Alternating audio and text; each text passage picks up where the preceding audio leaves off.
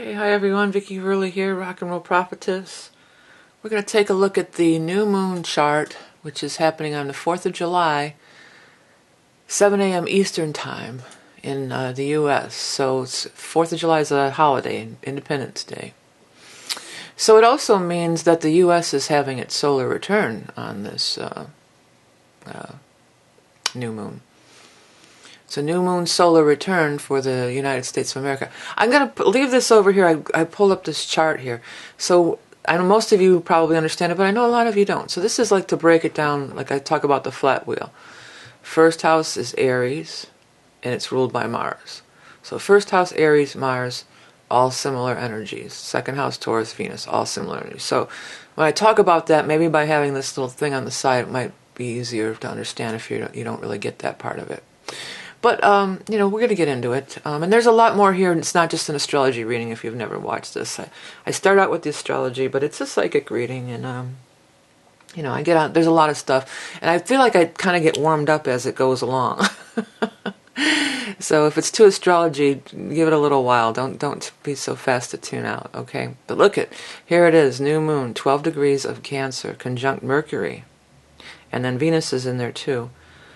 Well, technically, this wouldn't be what they call a bucket pattern, but it reminds me of that because there's this concentration of energy over here, all opposing this one focal point over here, which is Pluto. Now, this Pluto in Capricorn, we're midway through. We're 16 degrees, so we're midway through. This is an energy that we've been experiencing quite a while. And all those times with the Uranus-Pluto square of the last year or so, that's been this energy too. Pluto is change. Death and rebirth, the snake shedding its skin, the kundalini. It's not superficial change either. It's deep, big change. In the sign of Capricorn is all about the powers that be. The government, the structure, the man, Big Brother. The patriarchy, the established. Who's got the power? The people in power. So there's changes going on with that, and it's going on as long as Pluto's in there, and these Pluto-Uranus squares activate this, but this new moon also activates it big time. So it's in its Capricorn's opposite side of Cancer, and the moon, it's ruled by the moon. Cancer rules the moon. So it's a new moon in its rulership. I'm not sure how to really state that, but it's a powerful thing. The new moon and the full moon in Cancer, to me, carries even a little more significance or oomph, maybe, because that's the ruler is the moon of Cancer. So Cancer energy is the nurturer, the mother. It's about food. It's about emotional comforts. Being comforted, empathy, all these sorts of things. And even though Venus is kind of in a wide orb, not really conjunct with the new moon, it's in the group here. Venus is in there. So I think I said this in the last one. The Venus in the Cancer is like mother's love. What mother's love you would think of it to be, or grandmother's love. That kind of unconditional love. Let me fix you something to eat, let me draw you a bath and fix you a nice something, comfort food, and, I'll envelop you in my love and make you feel better. So that's what this energy is about. Complete opposite of this, really, it is. Well, it's an opposition. It's a complete opposite. This is all male, male, male, earning potential, have a career, go, bring home the bacon, be the earner, the provider, compete in the tough world out there. And this is the home and the gentle nature. So there's this stuff going on here. The thing about Cancer energy and the moon energy, Cancer and the moon, 4th house, all the same, is it changes. It's very changing. And that's why Cancerian people are notoriously very moody. Because the moon changes signs quicker than any other celestial body here. It's every couple days, or it's 2.5 days, or is it a day and a half? It stays in the sign. I think it's like 2.5 days. So it's always changing. So the energy is changing quickly. with this. It shifts, it changes. And Pluto has changed. So there's a thing of like how things are right at this minute. It may not be in a couple days, or it could be changing in a very quick amount of time.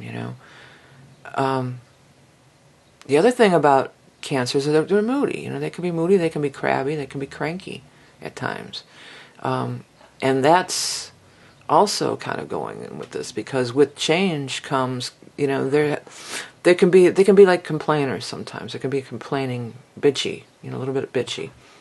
But again, I started out with all the lovey stuff, so don't get pissed if you're a Cancer and say, you said I was bitchy. I'm not saying that.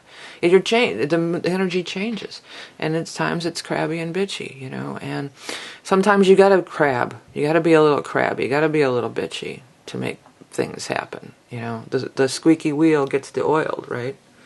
So it's not about necessarily sitting around. The other vibration of the Cancerian energy is they can go in their shells. They can retreat into their shell and put up their shell as like a shield, or a shield, yeah, armor. That's the word I was trying to get. And Pluto, ruler of Scorpio, that's a different glyph for the Pluto. I like the P glyph, because this looks too much like Venus and Mercury, this glyph over here, the symbol for it. Can you see that?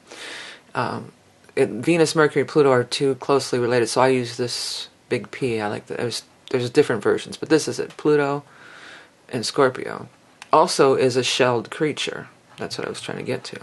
Like the Cancer, the crab, the Scorpion also has a shell, an armor, and also has, what do you call those? Not tentacles, but those pinchers, They'll pinch you. It could pinch, it could hurt, With Mercury involved, too, it's going to be a lot about our words. Because you can hurt with words too. Are you gonna use this energy and be bitchy and crabby and snap your are they called tentacles or pincers? What are those called? Those things on the ends of their hands there. In lieu of hands, they have those things. Are you gonna break out those and start cutting people? Or are you gonna speak words of soothing, nurturing, kindness, healing? Cancerian energy is very healing, very healing. It's emotional healing, for sure.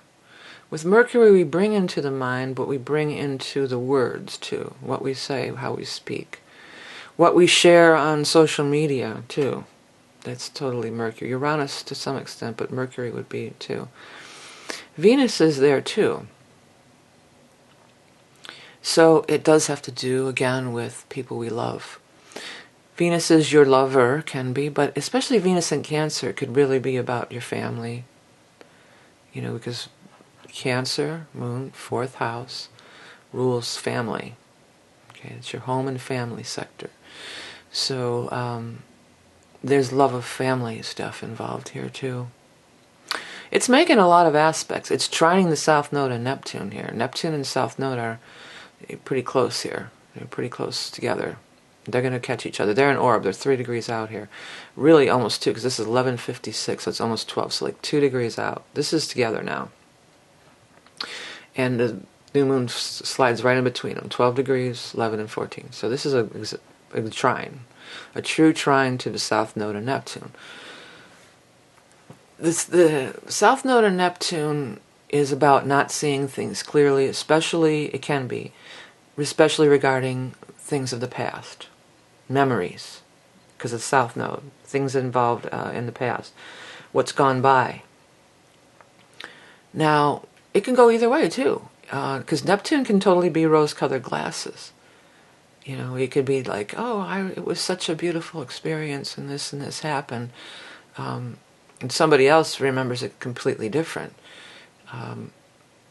But the other side of it, Chiron's in Pisces still, but it's out of orb with these. But Neptune can be that martyr energy too. It could be like, oh no, I was the victim, and you said this, and you wounded me, and this bad thing happened, and all this stuff.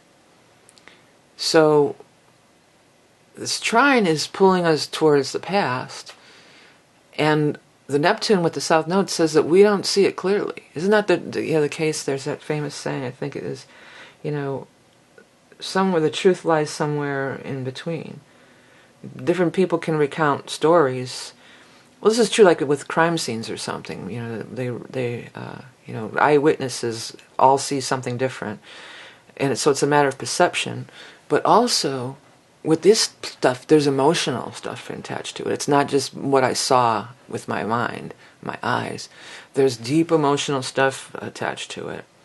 Or, for instance, two people can grow up in the same household and remember things completely differently. Well, remember we took that trip to the beach. Our family vacation to the beach, because we're in water signs, right? Okay. Yeah, remember we had that trip to the beach. And one child might say, yeah, and I almost drowned, and I got poison oak, and da happened. And then the other one has no recollection of that. Oh, I had the best time, and we were swimming, and da. Even though the poison oak and all this stuff happened, they have painted this rosy picture. And then the other child, even though there was fun times and we were swimming and having fun, has painted this, glass half empty. Because this is the glass half empty to glass half full, but neither one is really true. That's what it means. It's polluted, I guess. That's not the word I really want to say, though. It's cloudy. It could be cloudy. It's clouded. Our perceptions are clouded. We don't know, we don't see the truth about the past. And there's really no way to know the past for the truth it is. So, the truth lies somewhere in between, Nowadays everything's on video cameras. So, everybody's got their phones right ready, so you can go back and look at the tape and say, well, this is exactly what happened. But with these memory things, nobody knows exactly what happened. You're not wrong, and they're not wrong, But there's these strong emotions from the past attached to this. What else is there? Let's take a look at the aspect here again. Opposed Pluto, trine Neptune, conjunct Mercury, conjunct Moon. Yeah. Sextiling the nodes. Well, yeah, it would be sextiling the north node, too. It's trining the south node and sextiling the north node. And it's a pretty wide orb on Jupiter, but I guess it's 5 degrees out. Well, this is almost 13, too. 1253. Almost 13. So I guess we could count Jupiter. This is separating, by the way. That was exact there during the last reading, but now it's sort of separating. I mean, it's still conjunct. It's, 3 degrees out. 14, 13, but it brings us back to this node, the North Node in Virgo. North Node is where we're going. North Node is the highest we can possibly achieve, or the thing that we're really striving toward to be. And it's in the sign of Virgo, and Jupiter's conjunct with it. So it brings us back to this expansion. And it's squaring still with Saturn, and we got this T-square that involves these two planets and this Saturn and Sagittarius. And Saturn's a ruler of Pluto again. So we got a lot of these planets. This new moon's at 12, almost 13 degrees. We got 10. All these planets are getting activated here. But the thing about Jupiter is the expansion again. We live in an expanding universe. So to not want to expand, to stay put, to declare that anything is fact. Because anything that's a fact is a fact just for now anyway. It's always transiting, it's always expanding, it's always changing. Just look at with the Olympics coming up, I was thinking about sports stuff. Like the world record for this race or that race. And it's like, by today's standards, these world records from 100 years ago are a joke, right? Because we keep expanding. I know there's drugs involved. We could get into that. That could come up more too with the Neptune, by the way. The performance-enhancing drugs with the Olympians. But I don't want to get off on that. But what I'm trying to say is, what is true? It is true in 1920 that the record for the 100-yard dash was blah blah blah, and that was true at that time. But now it's so far beyond that. And it was true that, with medical, that, if you got polio or, some disease that we've now eradicated, or pretty much eradicated, that you were going to die, but that's not true now. So you can't get stuck on, well, this is the truth and that's what it is. This is the energy of Capricorn with the Capricorn with the Pluto, and Capricorn's ruler. See what I'm talking about over here? It's Capricorn ruled by Saturn. Saturn is Capricorns want to strive to get ahead, but it's more about keeping things the way they are, because I'm the one who has the power. I'm the one who has the power, so I like it that way, I like having the power.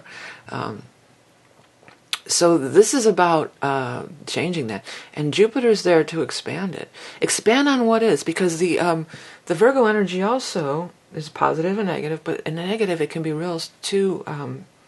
Not seeing the forest for the tree, too much in the details, too much focusing on every little, too narrow, maybe not narrow-minded, but you know what I mean, just like too scrutinizing, like the mouse energy, and Jupiter is like the hawk that comes in and swoops the mouse up. The mouse can only see his little seeds that he's trying to stuff in his mouth for his cheeks for the winter, but the hawk sees everything, including the mouse, right? The hawk or the eagle, or pick your favorite raptor. But that's the Jupiter energy. It's expanded so far beyond this little small scope of things. And it's being stuck in what is, and saying, okay, and that's what, and Jupiter also rules education too, and that's what, education can be very stifling and stuck in, and that's what a lot of, traditionally our educational system is memorizing facts about, this is what is, and this is what happened, history, and whatever, math, this is it, this is it, this is it. So now you know what's what. It's all very finite. That's what I'm trying to get to. Nothing is finite in an expanding universe, okay? It's always growing. It's always changing. I don't know if you guys saw that Facebook page. I thought that was such a cool thing. I never knew this, about how the sun is really more like an asteroid. It's moving on some kind of, and the planets, it's like a big spiral. We have these models that look like this, from all our textbooks, and they have the planets with the sizes and everything. It's nothing like that. It's more like a spring, or because it's just this expanding. Our knowledge is constantly expanding. So anybody who wants to put their fist down and say, well, this is right, this is what the fact is, this is what it is, blah blah blah, it's not happening. You're going to be left behind in the dust, man, because the sun is spiraling through the universe, and so are we. And we're expanding all the time. The universe expands. We know this. And typically, or in your personal lives, like, let's take it down to that level, okay? Because Venus, Mercury, these are personal planets. Sun, Moon, Venus, Mercury, personal planets. Meaning, these are the personal planets here. These first houses. These are more about your everyday experiences. This is more about your personal life and what you can really do. Because what can you do? Yeah, we're spinning through the universe, so does that have to do with me, right? Well, I think it has a lot to do with you, but let's get down to the meat and potatoes here. Don't expect somebody to always be the way they are. People change. People should change. We're here to grow. We're here to grow and change. We're not here to stay stagnant. And this is how we are, and that's as far as it goes. We're here to take it as far as we can take it. Expand as far as we can expand. But with the personal relationship, and maybe even family members, this can go in two ways, right? Because it's like, always expecting somebody to be the nurturer to you, to be there for you, and not taking into account that they may have needs and nurturing, or maybe they're grumpy and they had a bad day. Don't get so wounded over it or whatever. And then secondly, maybe somebody had a bad day, or maybe like this, because this is like the authoritarian, the parent, because Scorpio can be that way too. Pluto's ruler, Scorpio, because this is the combination of the energy of Scorpio and Pluto. Pluto's ruler, Scorpio. and Saturn and Capricorn, the ruler of Capricorn. So these two energies are melding together, expressing together when Pluto, the ruler of Scorpio, is in Capricorn. And both of these can be very kind of parental and I'm the boss, or they're the ones that are running the show. They can both kind of be that way. So maybe you had somebody when you were young that was kind of authoritarian or kind of strict or kind of stodgy, and you just write them off as that's how they are. I don't like them because they did this or they did, or I have some false memory of them being a certain way. They yelled at me to get off the whatever, to get off the fence or something, So they're an asshole. I hate them forever. They're a dick. I hate them. That's just, come on, expand beyond that. And then maybe your siblings could be like, oh, I love them. They were so kind and used to read me stories, and I thought that Grandpa was the coolest dude ever, And both are right. Both are right. Both are right and both are wrong. Neither of you saw the whole picture of Grandpa or whoever, whoever this was. Nobody saw the clear picture. And nobody, no people or situation or anything in the universe can be defined in such narrow views as it's just this. And it's got to fit into this little box or this little judgment that I put on you. Oh, you're a crab, you're an asshole. You yelled at me, you're an asshole, I hate you. Or, maybe they yelled at you because you were about to fall off the fence and break your leg or something, Maybe there was good reason for them yelling at you to, whatever. It's infinite. That's the whole point. It's infinite. Jupiter tells us it's infinite. It's expansion. It's not staying in one place. We can't, Pluto and Capricorn, we're not staying in one place anymore. And Uranus too. Uranus isn't involved, but this is all coming back into play, and this is part of this Uranus-Pluto square. What is Uranus doing anyway? Let's have a quick look at the aspect here. Actually nothing. Completely in the clear. Oh no, it's squaring Venus. Oh, there is something. It's funny how that works. Kind of funky. It's probably doing some asteroid stuff too. Sextiling Vesta, because the asteroids aren't in here. So but that's Uranus, and this is what this ongoing Uranus-Pluto square has been about. Uranus is all about going into the future. Uranus is the space age. It's invention. Uranus or Aquarius energy, or 11th house. 11th house, Aquarius, Uranus. All the same energy, right? It's about expanding in beyond our current perceptions. It's about new inventions. What's the next? It's technology. What's the next app that's coming out, or the next tech toy or gadget that I can get? This is Uranus. Uranus is changing. It's Mercury. Well, it's not ruled by Mercury. It's Uranus, but it's like Mercury. Not the sign. I mean the stuff. The metal. Is it a metal? If you see that in old-time thermometers, they had that liquid mercury. It's like that.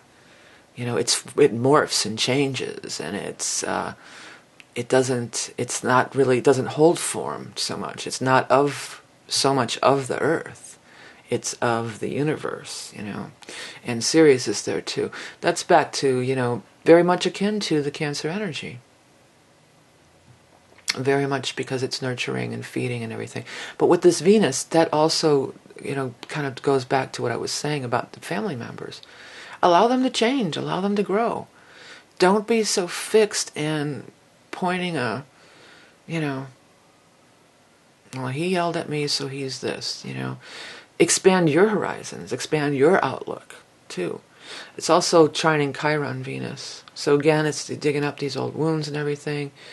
I know, and I get there. I go there. I get sad. I think about sad things, But Mercury is the thing that leads you into the planet Mercury. Now I'm talking, that leads you down that path. You don't have to think about those sad things. And it's kind of like trying to be the bigger person. I know it's hard because your feelings were hurt, and it can be, but nobody is one thing. Grandpa is just not the prick who told you to get off the fence. Grandpa was loving and nurturing and did love you and did care about you. And our society is not just one thing. Our spiritual beliefs are not just one thing, because Jupiter rules the 9th house, Sagittarius Jupiter, and that's our spiritual beliefs. The things that are taught in schools are not just one thing. It's expanding.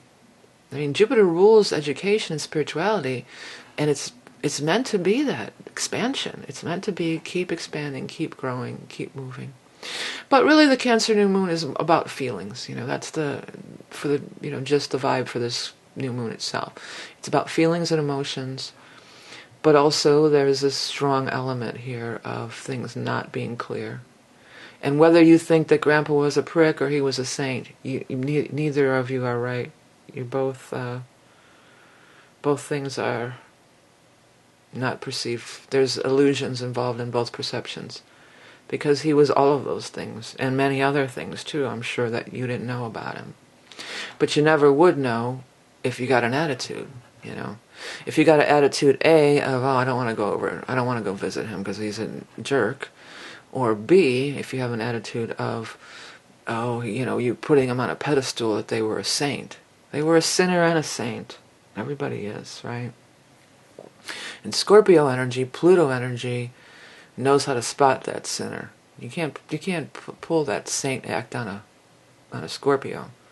They see right through it. That Pluto energy digs down, gets into it, reveals the dark side, the shadow. Really, it is.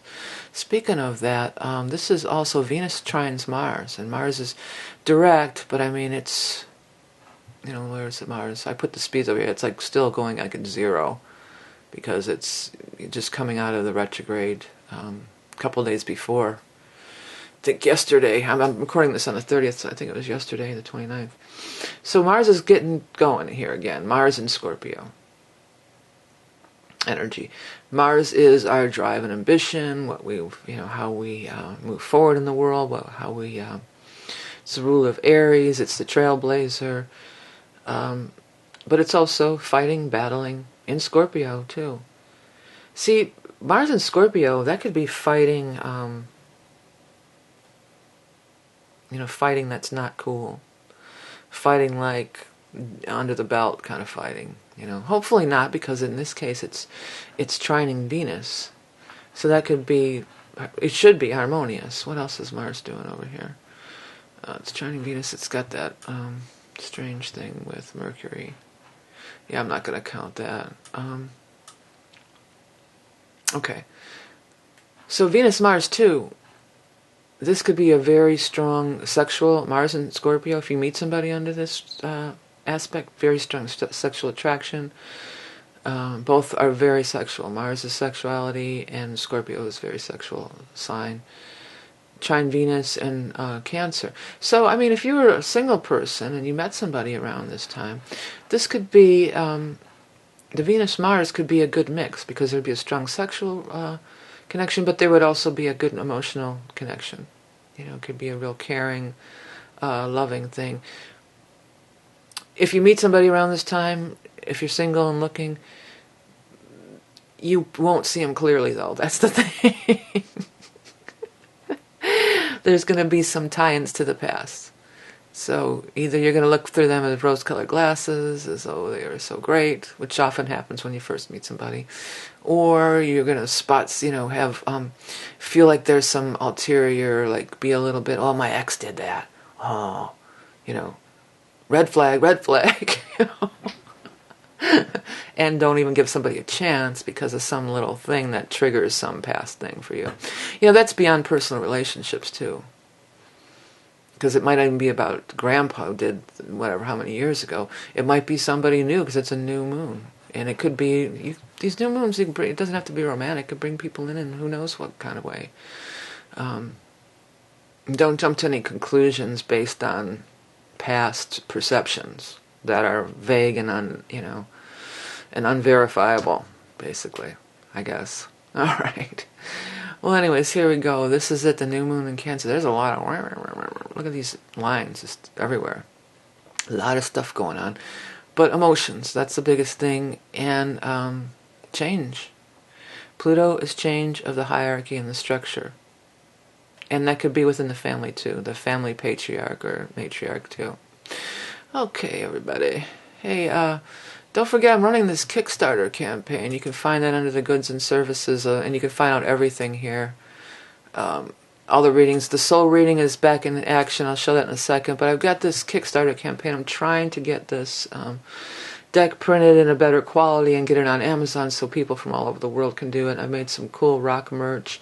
Go ahead and check that out if you want. I really would appreciate any donations anybody would like to make. The soul readings. Oh, the astrology ports are here, but then there's also the soul readings, okay? This is the main reading that I'm offering right now. It's deep, it's karmatic, it's based on your chart. This is what it would look like, one of these panels. I look at your chart, and it is somewhat of an astrology reading, but it's really a psychic reading. I mean, I use your chart kind of as a jumping off point to read into your soul's journey. And that's why it's called a soul reading. I've called it that for many years. It does have a lot to do with past lives, and I look at really karmatic stuff. I don't look at every single thing at all. There's specific things that I look at, and it's more about capturing and giving you some insight as to why you're here on Earth, what you're working on. Sometimes relationships come up, but I mean, it's not about that, and I won't try to force it to fit into any questions that you might have. Sorry. It's whatever spirit brings through. That's the way these roll. And it's valuable to you because it is a message from spirit, and it is also good forever. So you're not having to come back to me, and giving up your power to me so I can tell you how to run your life. That's not what I'm trying to do here, okay? I'm trying to empower you so you can run your own life. And this reading is good forever. You can come back to it in 6 months, 6 years, whatever, and you can still probably get some insights out of it, because when you look at it, you're probably going to be only relating to it with what's happening in your life right at this time. And it's good forever, so that's another good thing about it. So if you want to go to the next level, go a little deeper, check it out. It's available. I guess that's about everything. Where's that chart at again? Here it is. Oh, that thing went away. I have to pull up that too, I guess. Okay. So the new moon in Cancer. Don't forget about, let's expand towards the future and not get caught up in the past too much. And the big picture of this whole cycle that we're in right now. Okay? All right, everybody. Thank you guys all for liking, sharing, commenting, and donating. If you feel like donating, donate to the Kickstarter so I can get this deck up on Amazon. That would be a big help to me.